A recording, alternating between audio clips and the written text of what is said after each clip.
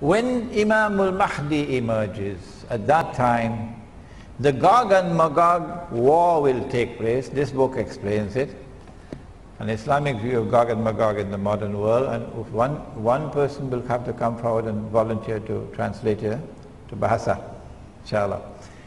At that time, the clash takes place between the American-led alliance, the Russian-led alliance. The nuclear war takes place with thousands of nuclear weapons exploding. I think that will be the moment when this verse of Suratul Isra will be fulfilled. Suratul Isra, where Allah subhanahu wa ta'ala gives the warning, وَإِن مِّن قَرْيَةٍ إِلَّا نَحْنُ مُهْلِكُوهَا قَبْلَ يَوْمِ الْقِيَامَةِ أَوْ مُعَذِّبُوهَا عَذَابًا شَدِيدًا كَانَ ذَلِكَ فِي الْكِتَابِ مَسْطُورًا. It is as though you're hearing the verse for the first time, because you've never heard the verse in the context in which it's being given now. And not a single city will escape. None. They will all be destroyed, says Allah. All. And those which escape destruction will be punished with terrible punishment.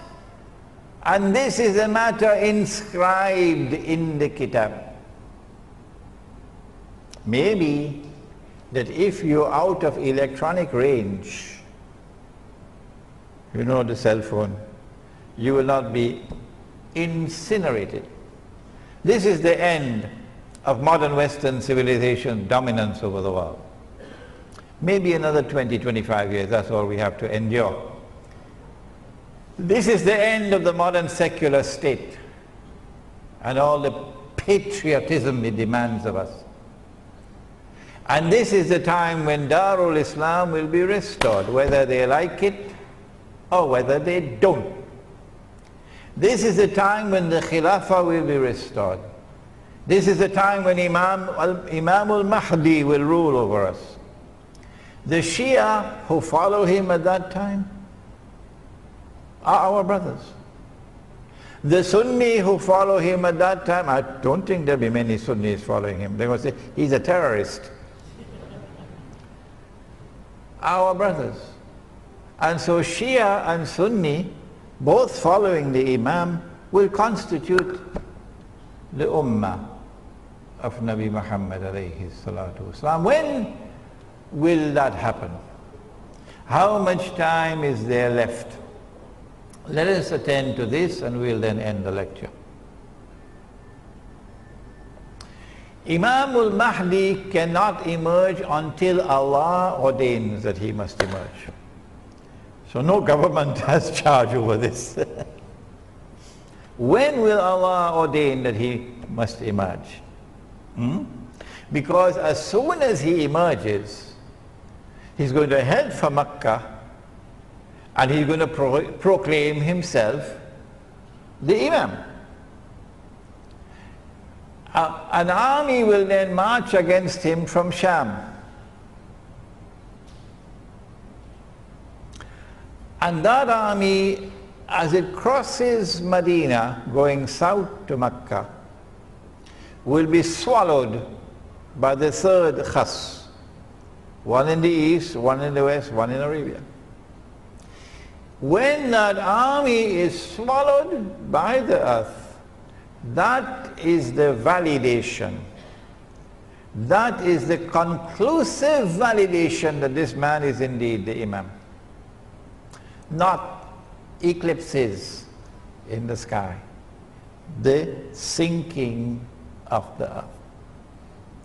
When that army sinks down into the earth and is swallowed, then the Abdal from Sham and Iraq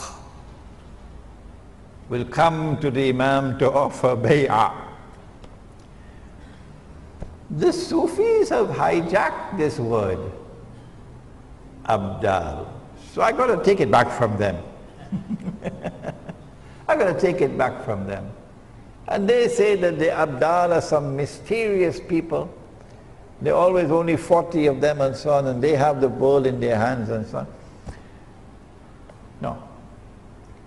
Abdal means when one dies, another one replaces him. This one dies, another one replaces him. This one dies, another one replaces him. The Abdal. So if you're listening, Washington, let us introduce you to the Abdal.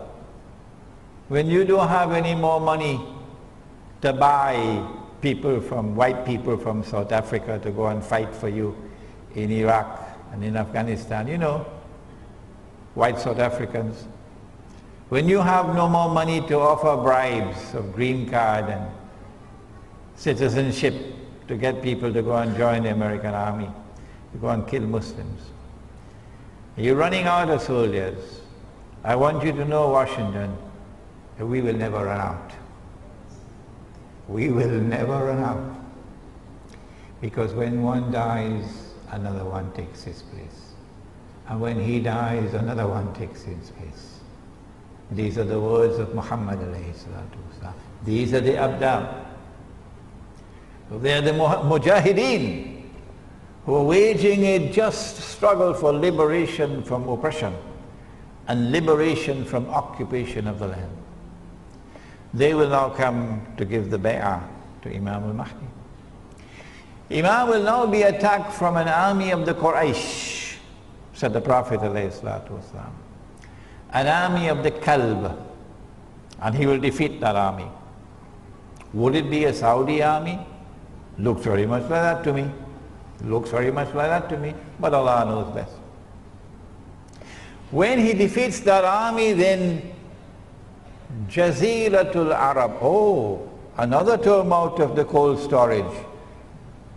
See, good thing we left the door open, eh? Jaziratul Arab, when last did you hear that term? Jaziratul Arab is the Arabian Peninsula. Today it has been hijacked and there is an obnoxious name called the the Kingdom of Saudi Arabia. Squatting. So there will be no more Kingdom of Saudi Arabia. It is Jaziratul Arab will be restored. And when Jaziratul Arab is liberated, then Darul Islam is restored. This is the implication. Now tell me, would you release Imam al-Mahdi into the world when the Zionists have read all of these ahadiths? They know it all. Would you release Imam al-Mahdi into the world before Israel replaces the United States as the ruling state? It doesn't make sense. No. Would you release Imam al-Mahdi into the world before Israel rules the world? And Dajjal is in his day, which is like a week. You have to read this book, Jerusalem in the Quran, to understand that. Israel is about to launch her big wars, either this year or next year, attacking Pakistan to destroy the nuclear plants and nuclear weapons, attacking Iran, attacking Egypt so you can occupy the territory from the river Nile to the river Euphrates. If you want to know why, there's a book outside entitled The Religion of Abraham and the State of Israel, a view from the Quran. My view, and Allah knows best, is that Allah will not release Imam al-Mahdi into the world until Dajjal has completed his mission. Or he is very close to completion of his mission. And so Dajjal has to be born. He has to be born of Jewish parents. He's not been born as yet. But he's already created modern Western civilization because he's already released into the world. He's already released into the world. He's close to the end of his mission, but he's not as yet been born as a human being. When he's born as a human being, he'll be a Jew. He'll grow up to be a young man, he'll be powerfully built, he'll have curly hair. He'll rule the world from Jerusalem. And then he will proclaim, I am the Messiah, Al-Mahdi, Al-Masih. And when they accept him, Al-Masih, he can rub his hands and he can say, come on, help me. Mission accomplished. I've given them a 6 for a 9, I've deceived them. And now they've been taken to the greatest destruction that they will ever experience in history, Banu Israel. And so by my calculation, and Allah knows best, we are still probably another 20, 25 years away before that event occurs when Imam al-Mahdi will emerge. Finally, I want to remind you about the conference on riba.